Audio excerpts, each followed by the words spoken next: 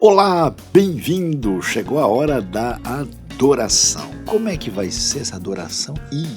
Adoração não tem explicação. Como é que é isso? Você precisa acompanhar essa mensagem, essa reflexão sobre a experiência impressionante e extraordinária de Abraão. E não se esqueça, inscreva-se no nosso canal, ative o sininho e convide os seus amigos e todos para fazerem parte dessa sintonia com a IBNU, uma comunidade saudável para um mundo melhor.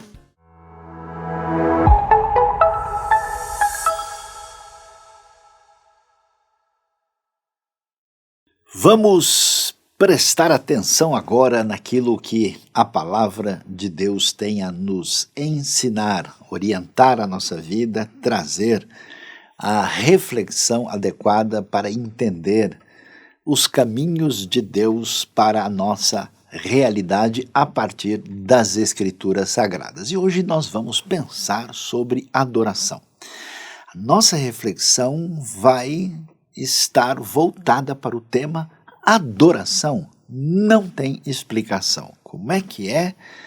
É exatamente isso, vamos ver o que está envolvido nisso a partir de uma história assim bastante fascinante, para muita gente até mesmo controvertida e de certa forma desafiante, quando nós vemos a famosa história que aparece em Gênesis capítulo 22, falando sobre o sacrifício de Abraão em relação ao seu filho Isaque. Então, Gênesis capítulo 22, vamos ver o texto bíblico que vai nos dar uma compreensão do agir de Deus que nos leva a uma devolutiva em relação ao Senhor que se traduz em adoração. O que temos lá?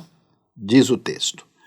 Passado algum tempo, Deus pôs Abraão à prova, dizendo-lhe: Abraão, ele respondeu: eis-me aqui.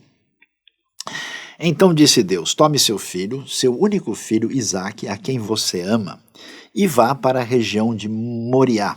Sacrifique-o ali como holocausto num dos montes que lhe indicarei. Na manhã seguinte, Abraão levantou-se e preparou seu jumento. Levou consigo 2 de seus servos e Isaque, seu filho. Depois de cortar lenha para o holocausto, partiu em direção ao lugar que Deus lhe havia indicado. No terceiro dia de viagem, Abraão olhou e viu o lugar ao longe. Disse ele a seus servos: fiquem aqui com o jumento enquanto eu e o rapaz vamos até lá. Depois de adorarmos, voltaremos. Abraão pegou a lenha para o holocausto e a colocou nos ombros de seu filho Isaque, e ele mesmo levou as brasas para o fogo e a faca. E caminhando os dois juntos, Isaque disse a seu pai Abraão: meu pai. Sim, meu filho, respondeu Abraão. Isaque perguntou: as brasas e a lenha estão aqui, mas onde está o cordeiro para o holocausto? Respondeu Abraão: Deus mesmo há de prover o cordeiro para o holocausto, meu filho. E os dois continuaram a caminhar juntos. Quando chegaram ao lugar que Deus lhe havia indicado, Abraão construiu um altar e sobre ele arrumou a lenha.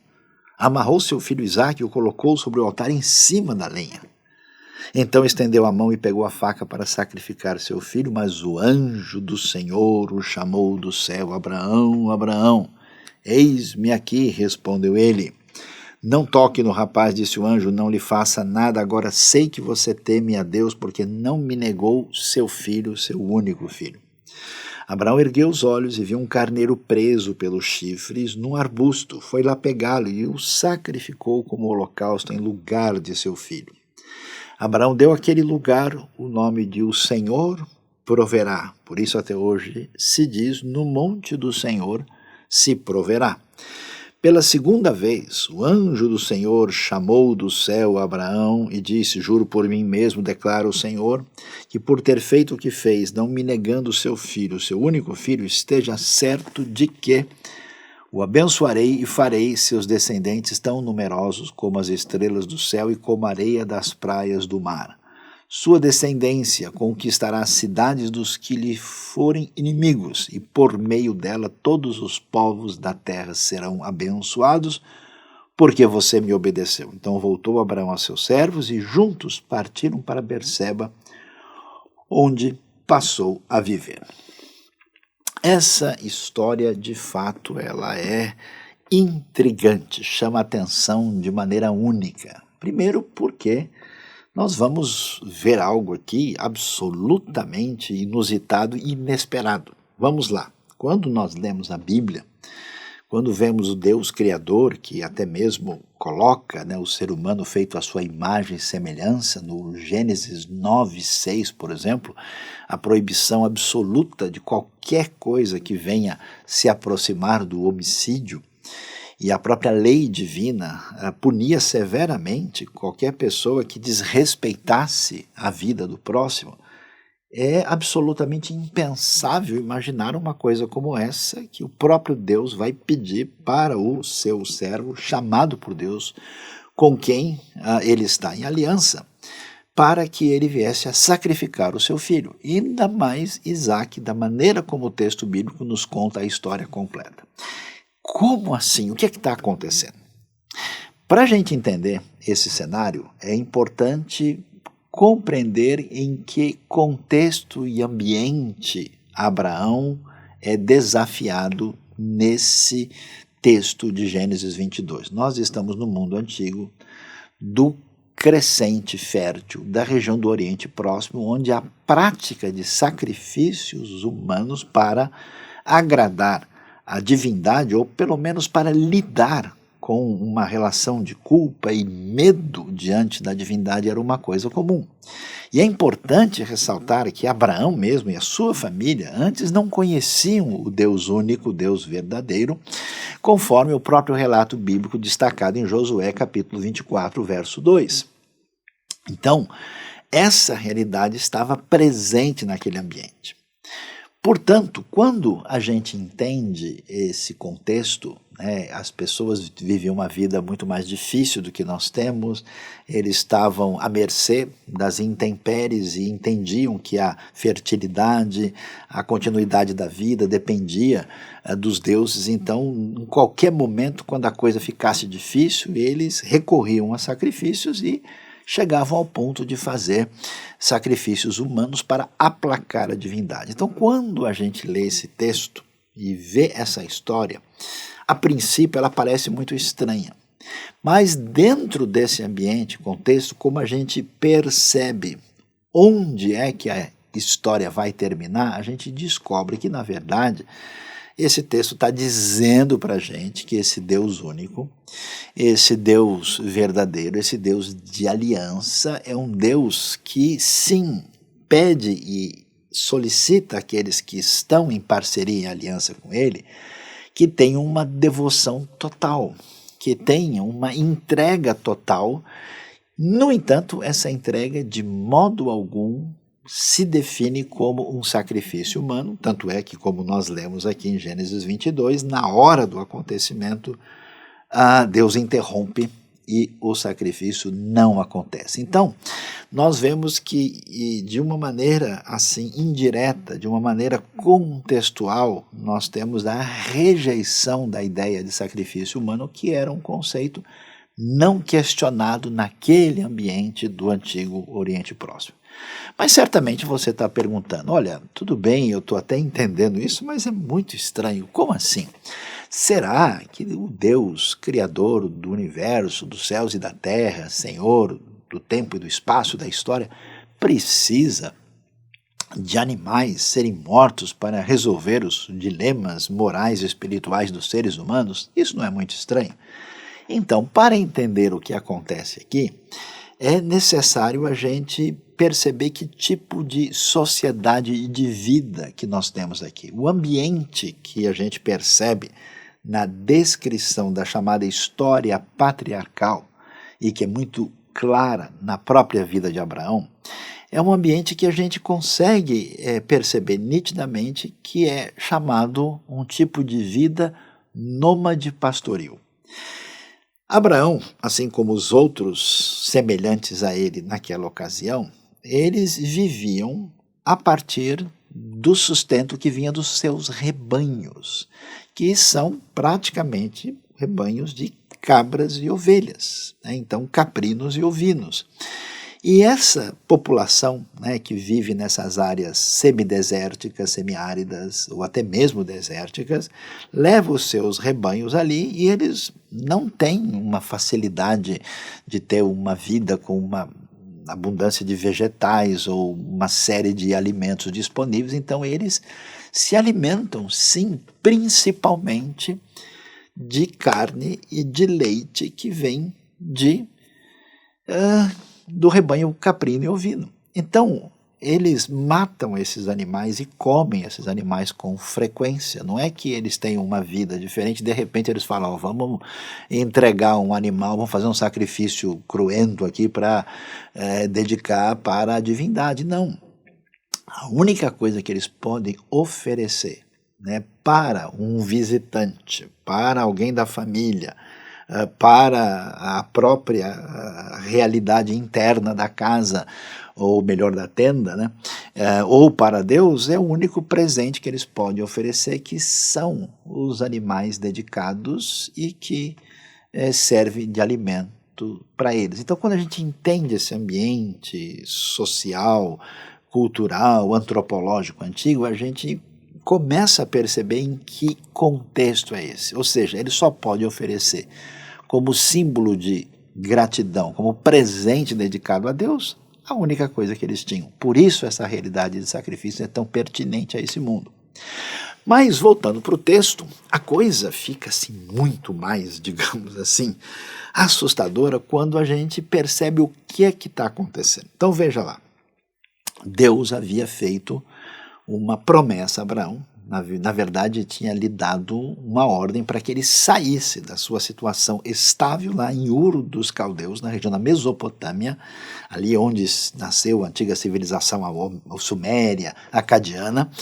E Abraão então vai para a terra de Canaã. E quando Deus faz esse chamado a Abraão, Deus promete para ele, olha, você vai ser abençoado, você vai receber bênção, você vai ter uma grande descendência e você vai herdar uma terra que eu darei a você e aos seus descendentes. E a coisa parece complicar, porque Abraão não parece ter recebido grande bênção, a terra está ocupada, ele vai enfrentar desafios, vai ter até que fugir de uma fome para o Egito, e também a gente vai ver que a descendência parece não chegar. Depois de muito tempo, quando, né, nasce o filho da promessa, veja, demorou 25 anos, desde que Deus fez a primeira promessa a Abraão, até que nós tivéssemos o nascimento de Isaac.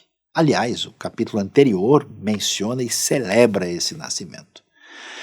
E agora o que vai acontecer? Deus diz, olha, Abraão, você faz favor de levantar cedo, pegar o caminho na direção do monte que eu vou mostrar para você, e lá você leve o seu filho único, palavra hebraica Yahid, e ofereça em sacrifício a mim.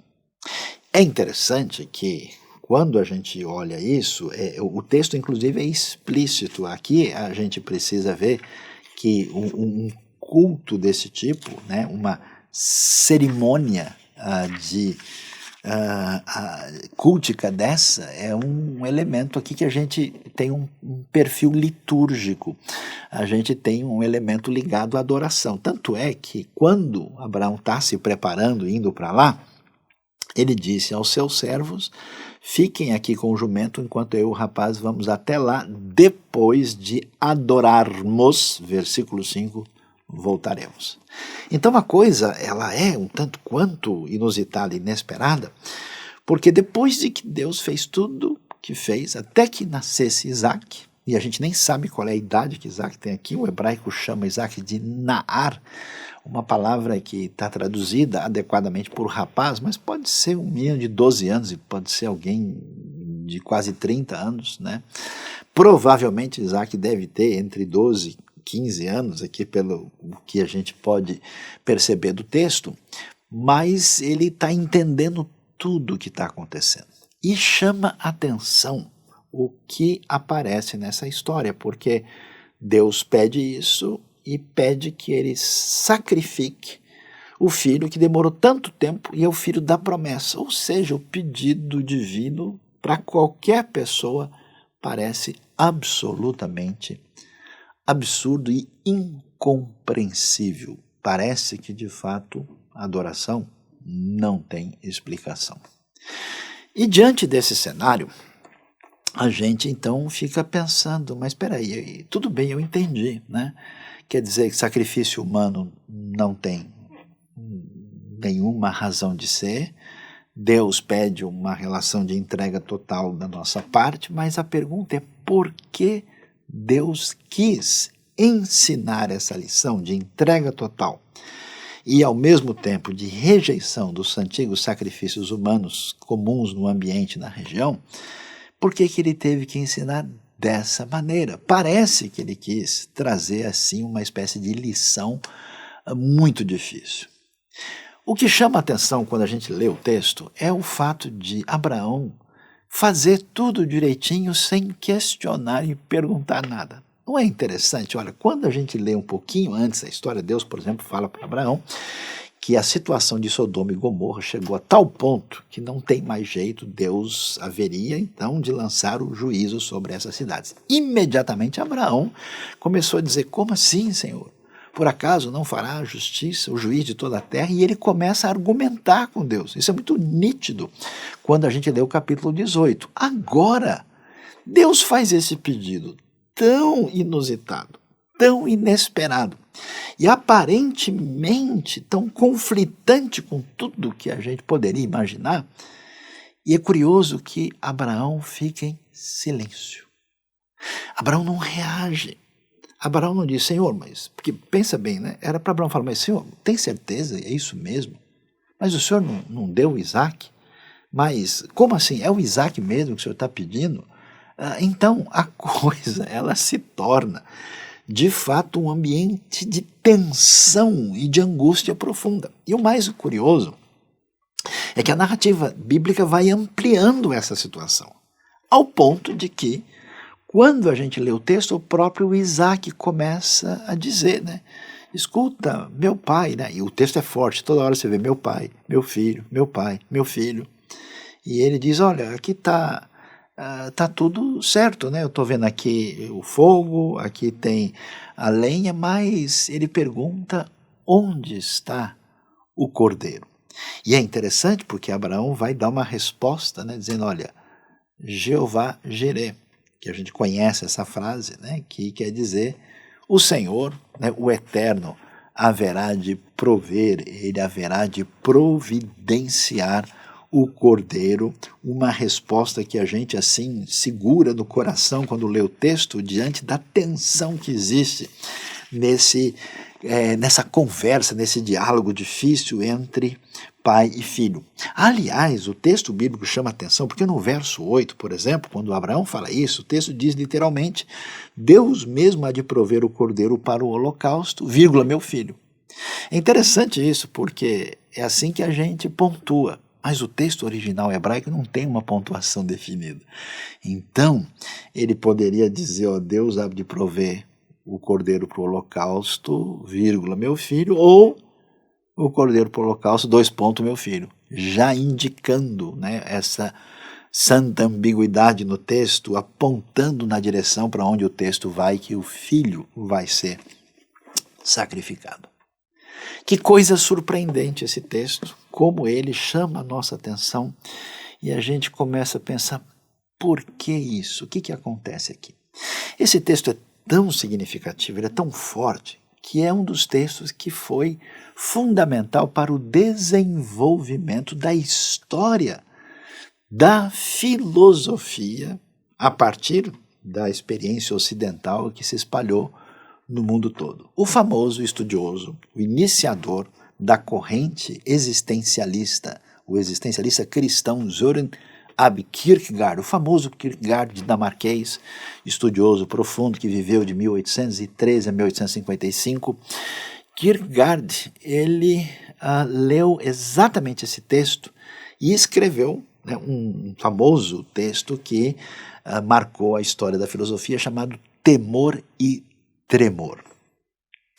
E quando ele fala sobre isso, ele vai ampliar o conceito de angústia e parte por uma análise da realidade tão diferente da sua época, do seu mundo, já que ele enfrentava uma época muito influenciada por um filósofo muito conhecido chamado Hegel, que entendia que tudo que tinha a ver com a fé estava tão assim quadradinho e facilmente compreensível do ponto de vista da razão, e Kierkegaard vai dizer, não é bem assim. Esse grande filósofo que influenciou o pensamento contemporâneo até chegar aos nossos dias, ele disse, olha, interessante, existe um tipo de pessoa que faz as coisas na vida assim porque acha legal, acha gostoso e vive a vida de maneira meio que infantil. E ele chamou esse tipo de pessoa alguém que está no estágio estético da vida. Depois ele disse, ó, a pessoa chega num ponto que ele diz, não, peraí, a vida não pode ser feita simplesmente porque a pessoa gosta ou se sente bem dessa ou daquela maneira. Não, ele começa a entender que a realidade tem princípios, então ele se organiza a partir de uma referência ética. Então existe o certo, existe o errado, a gente anda por aqui, não por lá. Aí Kierkegaard diz, no entanto, o estágio, digamos assim, ligado à espiritualidade, o estágio que tem a ver com a fé, que ele chamou do homem religioso, nesse caso, a relação com Deus se dá num nível que vai além da experiência ética e ultrapassa essa realidade. E nesse sentido ele chama atenção para a fé como uma espécie de grande direcionamento do ser na direção de Deus, completamente fundamentada não na expectativa da razão, e ele aponta para essa realidade como um dos elementos fundamentais para entender a relação com Deus a partir desse texto. E o que a gente entende disso? Que, de fato, a realidade da angústia ela é fundamental para que a pessoa caminhe numa direção de verdadeira adoração. Como assim? Como é que é essa história? Que quando a gente pensa em liturgia, em culto, em adoração, você já percebeu como tudo isso é muito programado? As pessoas, quando seguem a sua jornada religiosa, uma grande parte delas simplesmente faz alguma coisa. Por quê? É porque a tradição diz que é assim. A tradição sempre fez as coisas desse jeito, então, ó, se todo mundo sempre fez assim, eu vou fazer também. Ou ela segue, não necessariamente uma coisa ligada à tradição, mas ela é refém do contexto social à sua volta e das regras que lhe são impostas. Então ele diz, consequentemente, essa experiência de fé, ela de alguma forma é ilegítima. É uma experiência de fé que não é, de fato, uma expressão real da pessoa que está nessa ação de adoração. Então, Kierkegaard vai dizer que a angústia estabelece um caminho onde a pessoa entra numa espécie de desespero profundo para reconhecer a sua limitação, a sua fragilidade, né? E se desespera pela sua fragilidade porque não pode ter o domínio e o poder que só pertence a Deus, e essa fragilização abre um caminho para uma espécie de verdadeira adoração.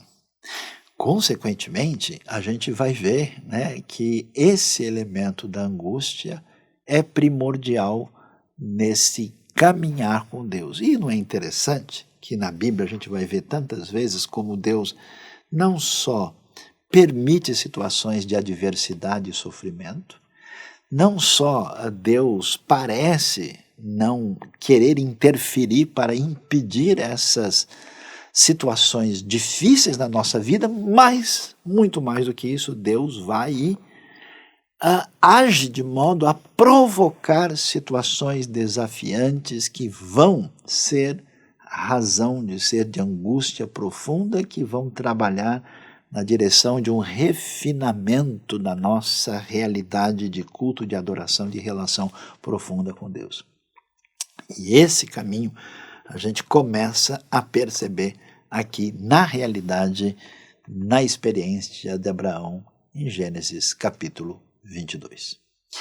Assim, a angústia é fundamental para que a pessoa caminhe na direção de uma autenticidade de adoração, algo que tem a ver com a sua escolha real, uma manifestação profunda, legítima, genuína de uma relação com Deus que não está amarrada pelos elementos externos, sociais ou de regulação.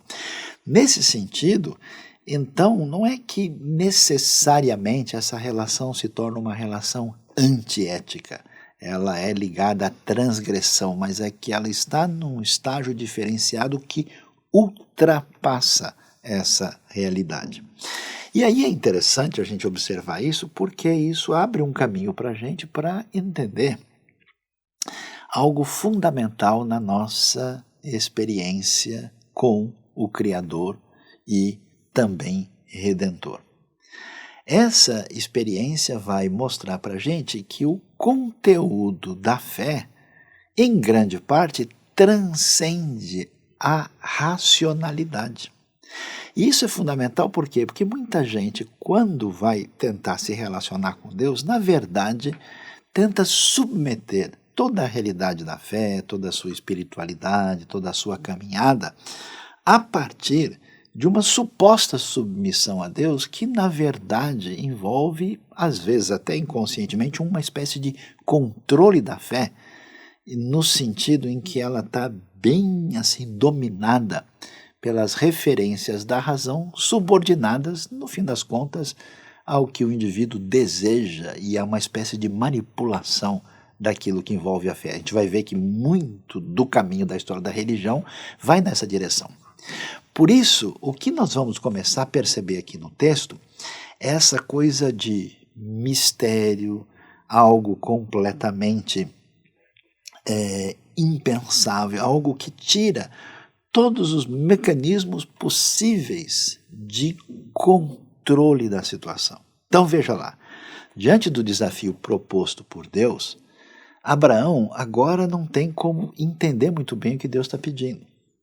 Abraão não tem como colocar aquilo que ele está ouvindo de Deus com o conhecimento anterior que ele tem a respeito disso. Abraão não tem como entender o que vai ser o futuro de Isaac, ao mesmo tempo, e como é que isso tem a ver com aquilo que Deus disse antes. Então, todo o sistema possível de dominar a situação para organizar a vida, como a gente faz, né? A gente aprende os princípios, as orientações, a palavra divina, e depois a gente tenta organizar isso de uma maneira que a gente racionalmente entra num processo de controle que, aliás, é interessante, talvez seja a razão tão clara porque tanta gente no ambiente religioso, inclusive cristão evangélico, tem uma espécie de ansiedade intensa, uma espécie de quase que neurose a partir de um suposto conhecimento da vontade divina, querer dominar e controlar a si mesmo e as outras pessoas. Tudo isso é esvaziado na relação com Deus, nessa história tão fascinante da exigência divina diante de Abraão. Então a pergunta, o que resta nessa história? Uma coisa extraordinária chamada confiança em Deus.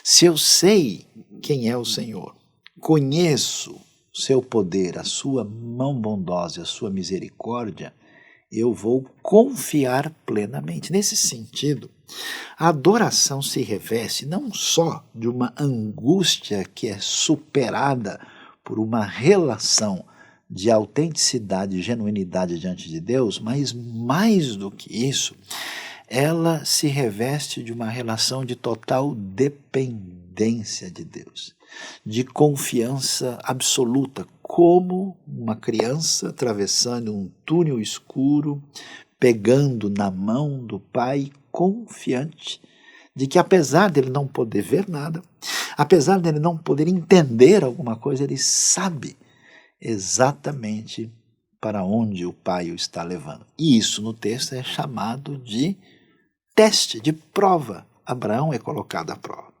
E a prova é muito clara no texto que é uma prova de fé. Ou seja, não é uma prova de boas obras, não é uma prova de grande virtude, não é uma prova de índole pragmática, que Deus disse, olha, Abraão, hoje você vai ter que falar a meu respeito para 10 edomitas no caminho. Não tem, né, essa coisa assim que a gente gosta tanto, quantitativa, para medir o nível da nossa espiritualidade. Não. O pedido de Deus é de confiança total, absoluta, para que Abraão demonstre o seu nível de confiança, de verdadeira fé e de dependência em relação a Deus. Agora a pergunta que a gente faz é, como é que, vamos falar sério, né? Olha lá, como é que Abraão trabalhou isso na sua cabeça? O texto de Gênesis 22 até não vai entrar muito nesse detalhe, mas é interessante a gente ver o quê? Que quando a gente lê Hebreus, que relembra dessa história, e relembra de uma maneira muito especial, falando assim do grande poder da fé na história da vida de uma série de pessoas, né? É interessante porque, olha só, Hebreus 11, a partir do verso 17, que também tem aí um ressoar do que a gente vê no relato de Paulo em Romanos capítulo 4. Hebreus diz assim, pela fé, Abraão, quando Deus o pôs à prova, ofereceu Isaque como sacrifício. Aquele que havia recebido as promessas estava a ponto de sacrificar o seu único filho, embora Deus lhe tivesse dito, por meio de Isaque a sua descendência será considerada. Abraão, atenção, levou em conta que Deus pode ressuscitar os mortos e, figuradamente, recebeu Isaque de volta dentre os mortos. Uau! Que é isso? Que coisa impressionante! Então, dentro do horizonte de percepção de Abraão, a sua confiança em Deus chegou a tal ponto que ele disse, olha, ainda que Deus peça a vida do meu filho, ele vai trazer ele de volta. E nesse sentido, do ponto de vista da fé, Isaque ressuscita dentre os mortos. Então isso é extremamente impressionante e marca para a gente uma maneira extraordinária de como se define o agir divino no eixo da história, naquilo que tem a ver com a questão da redenção. E nisso a gente vai agora ver algo absolutamente impressionante de conexão com aquilo que temos em Abraão, com aquilo que vai aparecer no contexto do Novo Testamento. Quando a gente lê a história direitinho, e a gente vê que Abraão está ali a ponto de sacrificar o próprio filho, é impressionante que na hora que ele vai executar, o anjo do Senhor, e olha, presta atenção, por isso que uma boa tradução bíblica presta atenção nisso e vê que o anjo do Senhor está com letra maiúscula. Isso quer dizer que não é um ser angelical mandado por Deus, é uma teofania. É o anjo que é o próprio Senhor. E alguns dizem até que essa teofania no Antigo Testamento pode ser muito bem vista como uma cristofania. Então, quando o anjo impede e diz, olha, agora eu sei que você teme a Deus e isso está mais do que comprovado, portanto, você não me negou o teu único filho, você me mostrou a sua fé absolutamente inabalável, e então, de fato, eu o abençoarei de maneira especial porque você passou nesse teste que é um teste de confiança, de fé e de dependência de Deus. E aí é interessante que na hora que vai ter o desfecho, o que aparece? Aparece, curiosamente, um carneiro ali. O carneiro que estava num arbusto preso pelos chifres, e então duas coisas vão chamar a atenção. Primeiro, que é a primeira vez em toda a narrativa bíblica que a gente vai ver um sacrifício de substituição. Quer dizer, antes da própria lei. Quando a gente vai ler, né, a narrativa detalhada, né, que temos a partir do Êxodo, que aparece com mais expressividade a partir de Levítico, como é que aconteciam os sacrifícios, que tem esse tom substitutivo, né? A gente tem o famoso Yom Kippur, o dia da purificação, né? O dia mais importante do ano, do ponto de vista da questão da redenção. A gente tem aqui essa história de que, em vez de Isaac morrer, o carneiro vai morrer em seu lugar. Isso abre para a gente uma porta que vai construir toda essa história de redenção que vai desembocar no Novo Testamento. Mas é interessante que a gente olhando assim, estamos olhando, vamos dizer, os bichinhos de longe, né? Então não parece que estamos falando de coisas diferentes, mas lembre-se de que o que aparece antes é: onde está o cordeiro? Essa foi a pergunta do Isaac. E lá na frente aparece carneiro. Cordeiro não é carneiro. Ou será que o cordeiro cresceu, né, e ficou mais velho aqui, agora já virou carneiro? Não é o caso. Então, o fato de serem usadas duas palavras distintas, isso tem um caminho aberto no texto que vai chamar a atenção, porque lá na frente, quando nós vamos ver a descrição, né, de sacrifício, e você tem um foco muito nítido no valor do cordeiro, até nós temos cordeiro na Páscoa, você tem cordeiro no sacrifício, e quando chega a bendita pessoa de Cristo Jesus, nosso Senhor, ele é descrito como o Cordeiro de Deus que tira o pecado do mundo. Até mesmo nas descrições triunfantes, por exemplo, do Apocalipse, quando a gente lê Apocalipse 4, 5, nós vamos ver que Jesus é o Cordeiro, é o leão e o Cordeiro. Então é muito interessante que o Cordeiro aparece na história, mas ele efetivamente não é sacrificado aqui, mas vai acontecer essa história do Cordeiro no desenvolvimento da revelação e da redenção, até que a gente chegue na palavra específica de Cristo Jesus como o Cordeiro de Deus que tira o pecado do mundo. E é interessante demais, porque Isaac também é chamado daquele filho único, porque ele é o filho da promessa. A palavra hebraica, a palavra Yahid, que tem esse sentido de único. Quando foram traduzir isso para o grego, na antiga versão da Bíblia, que é a Septuaginta, traduziram o termo por monogenes. Essa palavra monogenes é a palavra usada em João 3,16. Deus amou o mundo de tal maneira, tanto amou o mundo, que ele deu o seu Filho único, monogenes, para que todo aquele que nele crê, que tenha essa fé, tenha essa confiança plena de redenção, venha a ter a vida eterna. Que coisa impressionante e fascinante, que traz para a gente uma percepção extraordinária do que é verdadeira adoração, que tem a ver com essa confiança plena e com a segurança de redenção. Portanto, a gente começa a perceber que a história de Abraão e Isaac não é uma história só limitada àquele ambiente. Ela é uma introdução, uma espécie, vamos dizer assim, de vestíbulo num caminho maior que vai desembocar na história extraordinária de Cristo Jesus, e isso ilumina para a gente o que significa de fato o caminho da salvação. Ninguém chega a Deus, ninguém adora de verdade, ninguém tem uma atitude realmente que a gente pode chamar genuína, simplesmente porque faz parte de uma tradição, simplesmente porque está repetindo o que o ambiente à volta simplesmente coloca diante da sua vida, mas através de uma experiência que muitas vezes se manifesta como angústia profunda, angústia por causa da sua finitude, por causa dos seus pecados, por causa da sua fragilidade em todos os aspectos. Quando isso se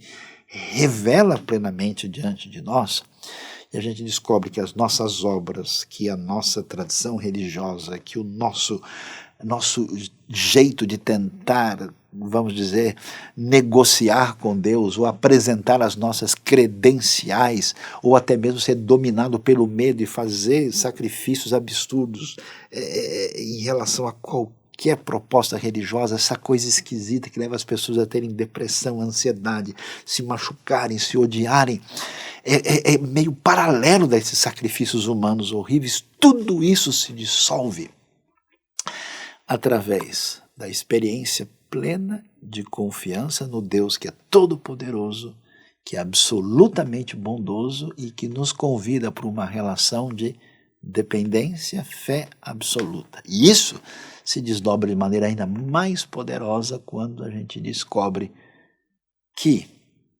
se Abraão não sacrificou Isaque, se Abraão passou por esse momento de prova tão difícil e tão desafiante, no Novo Testamento, é impressionante, na mesma localidade, ali em Jerusalém, enquanto Abraão teve, que inclusive andar muito até chegar no lugar, se fala de um caminho de 3 dias, algo que poderia chegar a 90 quilômetros, até que ele chegasse no lugar do Monte Moriá, que depois é o lugar onde o templo vai ser construído, conforme a informação de 2 Crônicas 3:1. Quando Abraão faz isso, ali, de frente para esse lugar, foi o lugar onde Jesus passou pelo sofrimento, pela sua angústia, pelo seu teste maior, ao ponto dele dizer ao Pai: se possível, passa de mim esse cálice. E nesse sofrimento tão profundo e de total dependência e confiança completa no Pai, diferente do que acontece com Isaque. No caso do pai, o seu filho sim foi sacrificado. E esse caminho tão incompreensível, tão inusitado, como assim o Senhor do universo, dos céus, precisaria sacrificar o seu filho num sacrifício cruento para o perdão do meu pecado? Que coisa que parece não ter sentido, mas na dimensão da realidade do Senhor, Criador e Redentor da história, essa é a história de amor mais impressionante feita na nossa direção para que o nosso coração se volte para Deus em total genuinidade, no recebimento dessa fé, através de um arrependimento, de uma confiança plena para o perdão dos pecados e para desfrutar de um relacionamento diferenciado, único, extraordinário com Deus, que não só faz toda a diferença na nossa vida aqui, mas nos garante a vida eterna e nos liberta de verdade para a verdadeira adoração. Então, como a gente pode ver, adoração não é mera liturgia. Adoração não é repetição de tradição. Adoração não é pisar no quadrado para fazer tudo aquilo que está proposto. Adoração é o caminho legítimo e genuíno do coração que desistiu das suas forças, da sua autossuficiência, do seu poder e colocou toda a sua esperança em Deus a ponto de entregar a sua vida de maneira completa, definitiva e absoluta. Por isso que quando a gente força isso para caber na nossa pequena e limitada razão, a gente descobre que a adoração não tem explicação. Deus abençoe a sua vida, abençoe o seu coração e que você entre nessa sintonia com o Senhor que amou você de maneira absolutamente incompreensível através do que Ele fez em Cristo Jesus. Amém.